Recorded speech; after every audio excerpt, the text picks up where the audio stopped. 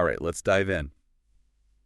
Welcome to another deep dive, and today we're tackling something I find super interesting, this whole idea of elevated resonance. Oh, yeah, it's a fascinating concept. Yeah, you sent over a bunch of social media posts about crystals and a YouTube channel description about meditation music, and I'm kind of hooked already. Yeah. They both seem to be pointing toward this, like, higher state of well-being or something, but, through totally different approaches. It is interesting, yeah, how they kind of intersect there Yeah. with the crystals. You've got this, like, ancient wisdom and energy kind of vibe. Right. And then on the other hand, you've got sound, these specific frequencies, much more modern approach. Yeah. But tapping into that same power of vibration and resonance.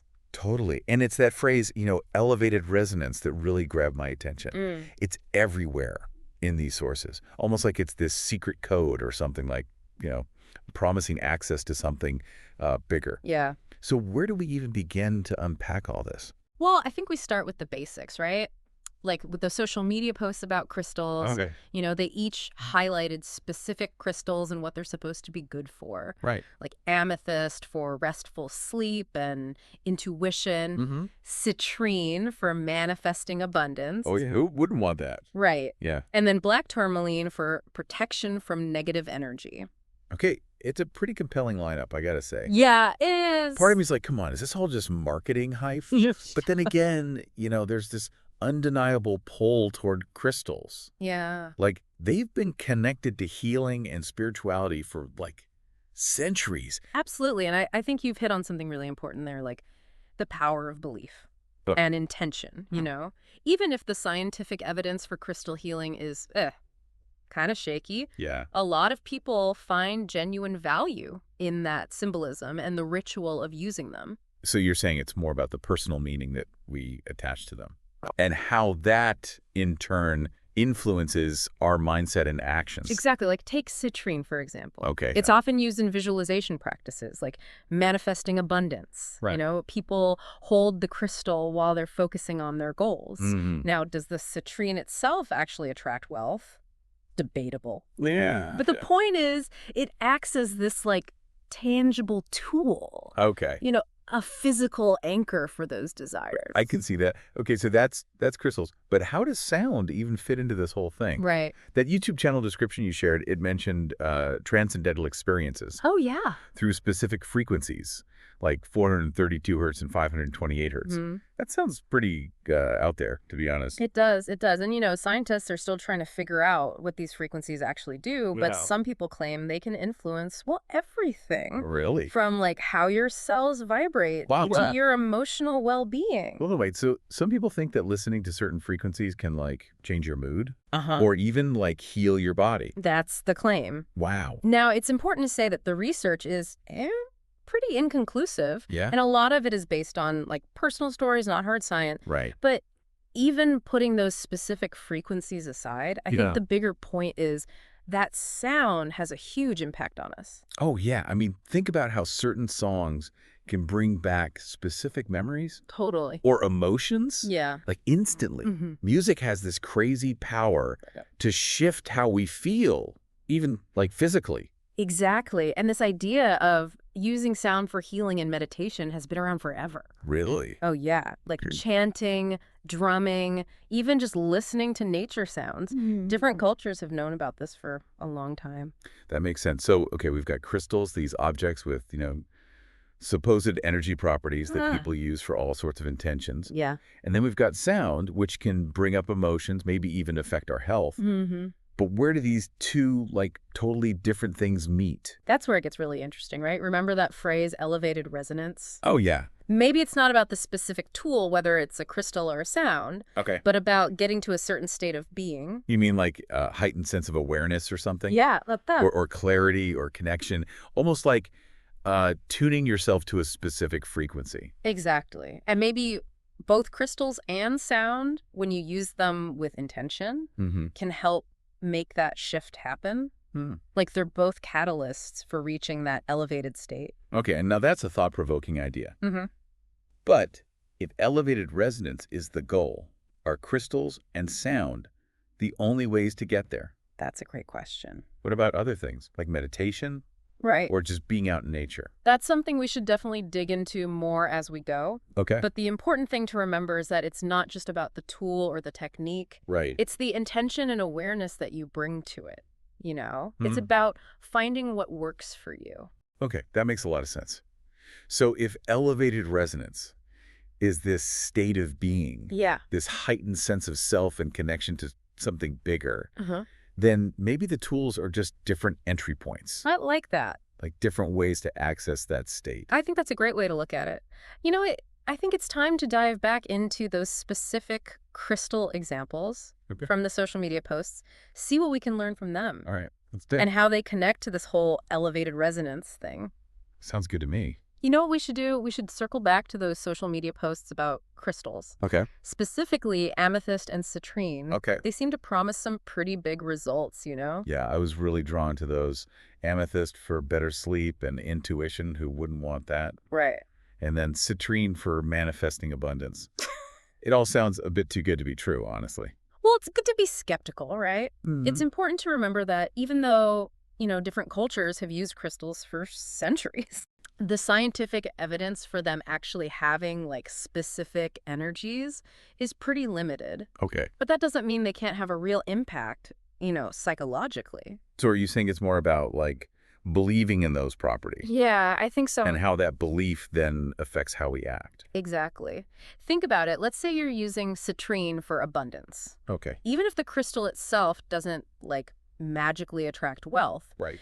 the act of choosing it, holding it while you're visualizing your goals, Mm-hmm. that focus and intention can actually lead to positive changes. So it's like the crystal becomes a tool to help you focus your intention Yeah. rather than it being, like, the source of the power itself. Exactly. That's a really good way to put it. Oh, yeah. It's about the ritual, the mindfulness you bring to the practice. Right. Think about athletes who have lucky charms. Yeah. The object itself might be totally meaningless, Ah, but the belief that it gives them, that can actually affect how they perform. okay, that makes sense.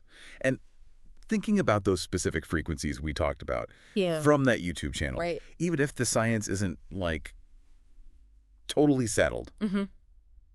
could the same principle apply there? Yeah. Absolutely. Like, if you believe that listening to 528 hertz music can promote healing, Right. and you intentionally listen to it for that purpose, Okay.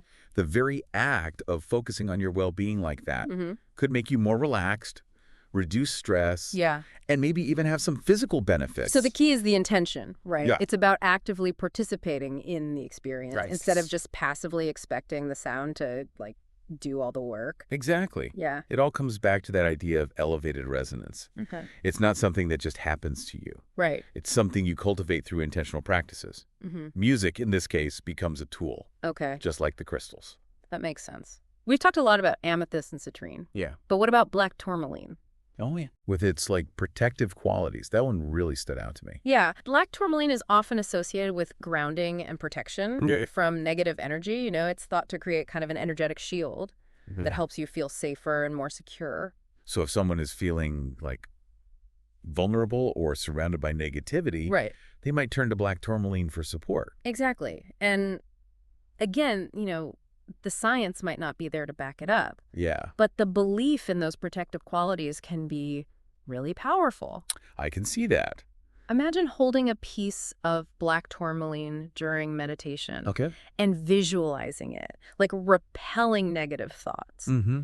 That kind of visualization can be incredibly empowering.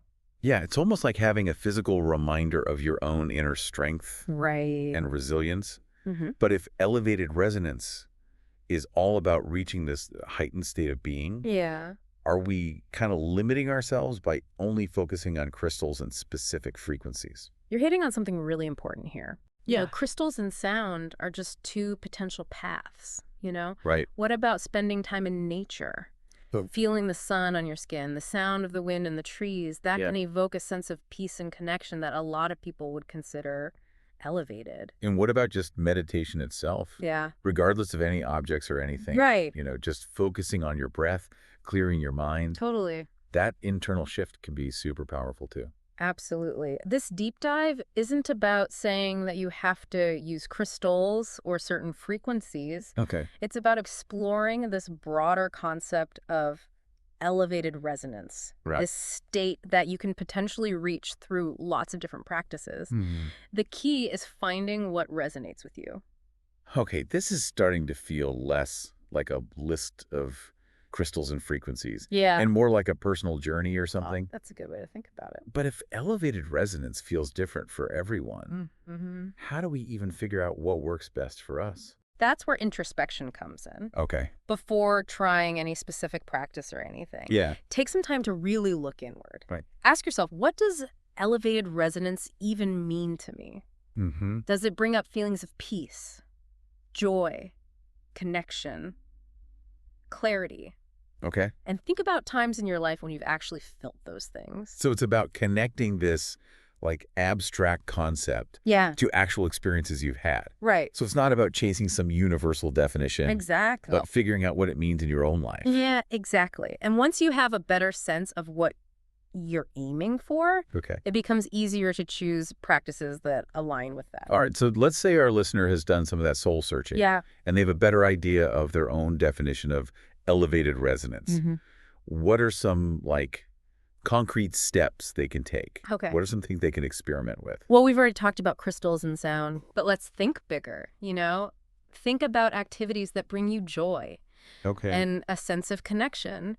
It could be spending time in nature, listening to music that really moves you, Yeah. meditating, doing yoga, Okay. engaging in creative stuff like painting or writing, Right. or even just spending quality time with people you love. You know what? That's a great point. Elevated resonance doesn't have to be this like super esoteric mystical experience or something. Exactly. It could be as simple as feeling the sun on your face during a walk in the park. Great. Or losing yourself in a hobby you really enjoy. Absolutely. It's all about being present, mindful, and engaged in things that feed your soul. Okay. And remember, what works for one person might not work for another. Yeah. It's a journey of self-discovery. Right. So be open to experimenting and figuring out what resonates with you. That makes me think back to those social media posts about crystals. Yeah. Even if the like hard science behind them is debatable, they can still be really powerful tools for focusing your intention. Yeah. And creating a sense of ritual. Right. Like if holding a piece of amethyst while visualizing peaceful sleep helps someone actually sleep better.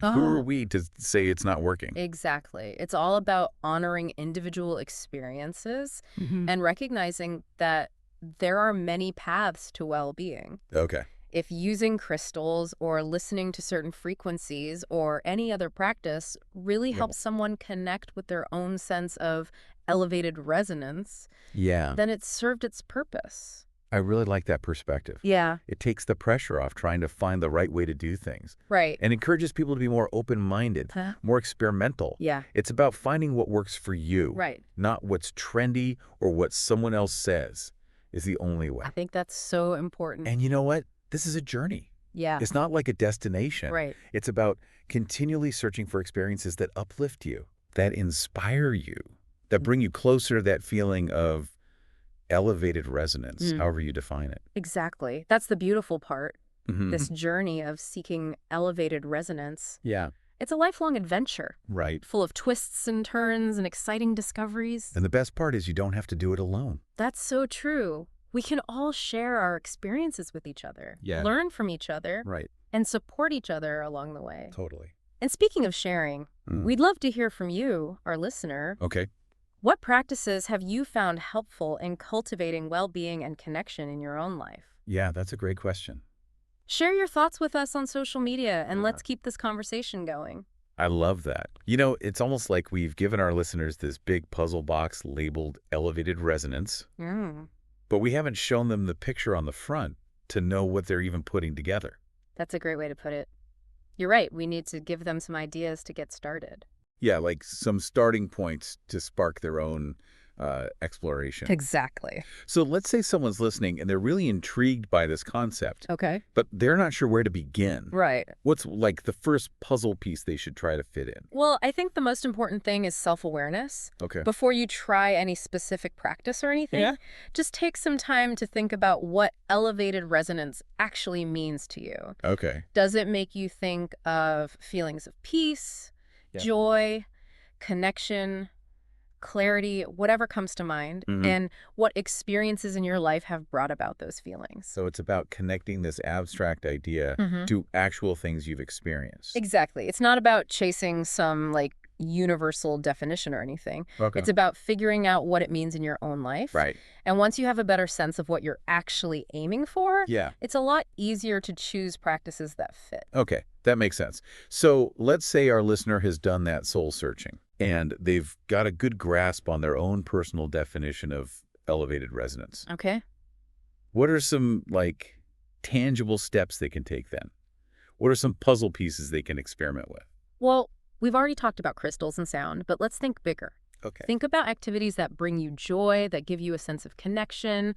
It could be spending time in nature, Yeah. listening to music that really moves you, meditating, doing yoga, getting creative, Right. like painting or writing, Yeah. or even just, spending time with loved ones, people you care about.